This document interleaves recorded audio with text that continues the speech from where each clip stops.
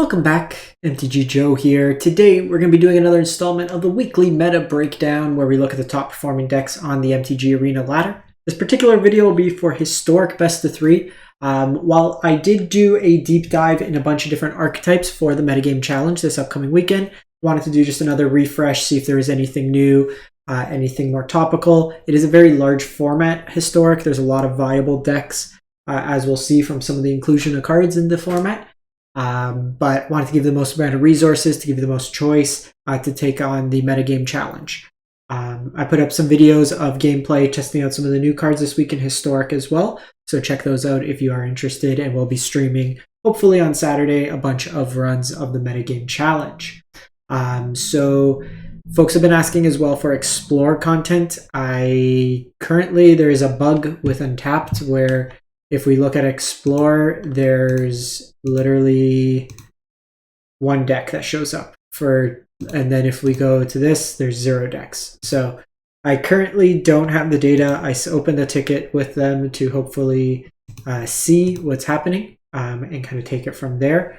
But we're going to look at some decks here. I kind of put on 2 filters. So we look from May 9th in one bucket and then May 17th in another bucket to find decks. As always, we get the data from Untapped. What you see on the screen tracks win rate data for users using the tool, tracks your own win rates, but then aggregates it and gives us stats, which is really helpful for these Eternal formats, especially the non-arena focused ones where we just don't have access to like MTGO data, for example. The link is in the video description if you want to get started with Untapped, but I'll also link the deck lists themselves with timestamps so you could skip ahead, pull whatever you want, and then go into the challenge. So we're going to jump into it. Less concerned with the overall runs, but about 16,000 games of best of 3. And then we're just going to kind of focus on archetypes. All of these are viable decks for the format. It's going to vary from time to time and user itself, but 74% win rate for, they're calling it Esper Affinity. It's blue-white Affinity. The black comes from Vault Scourge. So this is an artifact aggro shell. One of the pillars of the historic format is Retrofitter Foundry. You'll see a lot of the packages using Retrofitter and Ornithopter, and then various other types of Thopter generating cards. You'll have like the Boros version that uses the Saga. There's the 2-mana artifact that makes artifact equipment that makes a Thopter. There's a lot of ways to kind of make Thopters incidentally. And then Retrofitter Foundry, you're using it for its last mode predominantly to sacrifice the Thopter to make a 4/4. It's also a very good mana sink to make additional tokens. We tried out a couple different versions of Retrofitter Foundry. We tried a Convoke version that's kind of a port of the current Pioneer deck list using the Foundry as well with Gleeful Demolition. We did a Retrofitter Foundry version with the new Pia that makes Thopters when you cast spells from exile, and then playing the 8 Reckless Impulse style effects, the Ren's Resolve and Reckless Impulse. So those videos are up on YouTube as well. But the core of this deck is you're kind of playing an artifact aggro deck. Ingenious Smith helps you dig for other cards in the deck that are artifacts, and then what you're trying to do is throw on either an Ensoul artifact onto one of your creatures or pump them up large with Mashiko and then kind of kill your opponent that way. You could throw Scissors, Ensoul Artifact onto the Darksteel Citadel and then give you an indestructible blocker or attacker, Esper Sentinel for tax, Portable Hole for removal, and then you have Innovative Meta Tech, which lets you not draw but seek, so it lets you help find more action whenever an artifact, one or more artifact you control deals combat damage to a player. This is a Lurrus deck. So everything's 2 CMC or less. And then you got like Graveyard Hate, just general catch-all removal, enter the battlefield style hate, and then counter spells and Metallic Rebuke. Depending on how the meta is shaping, you can also play things like Dovin's Veto. One thing I'd probably say is there is going to be a prevalence of these domain decks as well as kind of cheat into play Atraxa decks. So you do want to maybe have a way to answer Atraxa. So any sort of removal spell that can hit things greater than 3 CMC would be important. While Hushbringer could shut off the enter the battlefield effect, you still have to deal with the 7/7 lifelink, Vigilance, Flying, Death Touch, so it's something to consider there. From there, we move to Orzhov Humans, 72% win rate. So this is a deck from Alth MTG, content creator. So this is a Humans tribal deck, another Lurrus companion. And it's just playing a lot of powerful humans. So we see Dauntless Bodyguard for protection, Esper Sentinel for tax, Initiate blows up artifacts or enchantments and gets bigger. Portable Holes removal. Recruitment Officer for card advantage. Coppercoat Vanguard provides your other humans with ward as well as a bonus in terms of attack. We have Jarina, Dauntless General, 2 mana 2/2. Enters a battlefield, you exile target player's graveyard, which is impactful, and then you can sacrifice Jarina, and humans you control gain hexproof and indestructible till end of turn. So a nice insulation against board wipes. There's also Juggernaut Peddler, which is kind of like a Thoughtseize-esque human. So 2 mana 2/2 enters the battlefield, opponent reveals their hand, reveals all non-land cards. You may choose one of those cards, and then if you do, player exiles it and conjures a card named Juggernaut to their hand. So you take their best card and then just give them a 4/4 that has to attack each turn. Sigardian Evangel makes multiple copies of itself that then get discarded, so then you can recast it with Lurrus for value, taps down blockers or opponent's lands, some value like that. And then lastly, Thalia's Lieutenant to be a Lord effect for your team. Univault in the mana base. Your sideboard, you got Graveyard Hate, protection against like monocolor. You can also get into like pseudo unblockable, more removal, Graveyard Hate, Artifact Enchantment Hate, Collected Company, anything that's like cheating into play, creativity, Graveyard Reanimation, Containment Priest tackles, Dire Tactics as removal spell, and then Thalia for tax.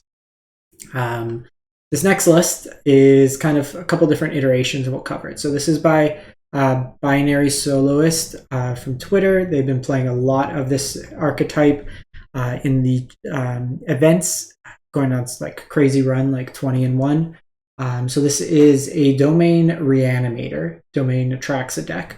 So the core of the deck is to either create enough treasures with Crucius to just hardcast Atraxa. You also have Burial Rights to bring back Atraxa. You have domain elements in Territorial Kavu that gets bigger. It lets you loot and then exile stuff from graveyards. Fable also lets you draw a discard. Kind of going from there. Elish Norn stops any of the enter the battlefield style effects and doubles yours. So you get like double Atraxa's value. And then you have Slimefoot Thallid Transplant. So enters the battle. So 2 mana 2/2. Whenever a swamp or forest enters the battlefield under your control, you draft a card from the spellbook. And then this is just a bunch of fungus-related cards. It's kind of just extra card advantage in the deck from what I understand, but it also gives you stuff that you can then discard to Crucius to find your other spells. The big thing with Crucius is its ability is very powerful, but if you kind of run out of cards in hand, then you do need ways to kind of take advantage of its ability. So this is one way to continuously fuel your hand. You have a lot of forests and swamps just through the mana base of Triomes. For the domain elements of like Leyline Binding, the Territorial Kavu, bunch of removal, and Fatal Push, Helix, and Sheoldred's Edict. So the thing is, there's this list here. We have the sideboard, but there's also this updated list. So the big thing that this kind of shifted is the inclusion of Slimefoot and Squee, the commander card that's like standard legal, but was kind of pseudo-released in the set. So when it enters the battlefield or attacks, you create a 1/1 Sapperling, and then for 4 mana Jund 1, you can sacrifice a Sapperling, return Slimefoot and Squee, and up to one other target creature from your graveyard to the battlefield. So this is kind of your reanimation spell in a way as well. So it makes tokens. It's kind of a win condition on its own that then can reanimate your other threats. And then it plays with the Sapperling kind of Slimefoot ability as well. With potentially, does this make Sapperlings? So you can get stuff with like fungal plots. You have Sapperling migration. So there's like Sapperling kind of synergy there. So kind of an interesting take with that updated sideboard here. So I'll include the link to both if you want to copy this as the most recent deck list. And then lastly, we have Azorius Control. 58%. So there's many different versions of the Azorius Control deck. This is the Callum version of the deck. So just kind of a more proactive. A lot of 4-ofs here. So counter spells change the equation, like counter 2 or counter 6, depending on red or green. Soul Partition to exile and kind of get the recast value. Archmage Charm for counters. Divine Purge, really good against all those artifact decks, low to the ground aggressive decks. Memory Deluge for card advantage. Then you have Wandering Emperor, Teferi is kind of your Planeswalker package, and then Kalim as well as Hall the Storm Giants are your primary win conditions. In the sideboard, you have access to Shark Typhoon, Verdict is a sweeper, so main board is kind of more for the aggressive-oriented decks. Graveyard Hate, just catch-all, like removal, and then answers to more counter spells in the control mirror to the side.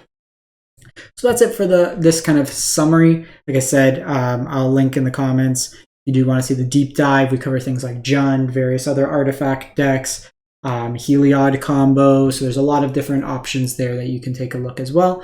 But good luck with the Metagame challenge, and we'll catch you next time. Thanks for watching.